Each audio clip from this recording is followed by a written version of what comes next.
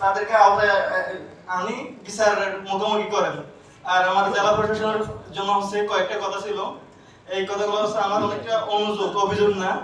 আমরা শুরু থেকে হচ্ছে বিশেষ করে যেহেতু আন্দোলন ছিলাম, এই আন্দোলনে এতগুলো ভাই শহীদ হয়েছে এবং আহত হয়েছে, তাদেরকে আমরা আমাদের ফ্যামিলির মনে করে আমরা বৈষম্য বিরোধী প্ল্যাটফর্মের পক্ষ থেকে হচ্ছে তাদের চিকিৎসা সংক্রান্ত বিষয়ে চট্টগ্রাম মেডিকেলের সর্বপ্রথম আমি আর এনাম গিয়ে তাদের দেখভালের দায়িত্ব নিই।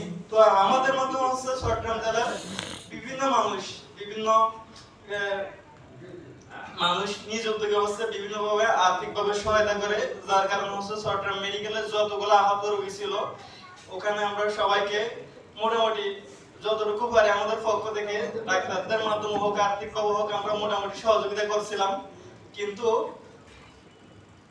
জেলা প্রশাসনের কাছে আমরা ওইরকম আমাদের আহতদের সহযোগিতার জন্য কোন ধরনের পদক্ষেপ নিতে দেখি নাই। এখনো পর্যন্ত 3 মাস হয়ে গেছে, সরকারের পক্ষ থেকে কিন্তু হয় নাই।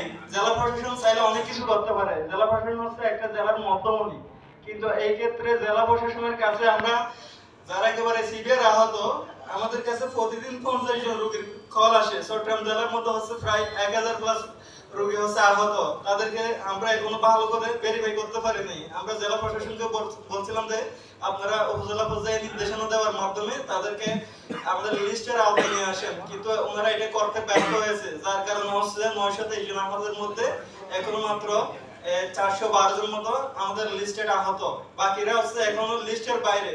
যার কারণে হচ্ছে আমাদের কাছে ডেইলি অনেকগুলো কল আসে।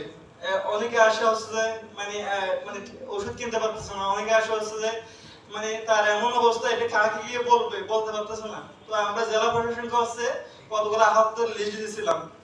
এই জেলা প্রশাসনের মাননীয় যিনি জেলা প্রশাসক, উনি শুরুর দিকে আমাদেরকে বলছিল যে আমি আপনাদের কারণে আজকে এই চেয়ারে বসতে পেরেছি, কিন্তু উনি ওনার চেয়ারের বসার যে মূল্য, ওই মূল্য উনি শহীদ এবং যারা আহত তাদের প্রতিদান দেওয়ার ব্যর্থতার দিকে উনি ওইটা রাখতে পারেন নাই। কারণ হচ্ছে আমরা ওনাকে একটা লিস্ট দিয়েছিলাম, ওই লিস্ট অনুযায়ী উনি আহতদেরকে সহায়তা দেওয়ার কথা ছিল।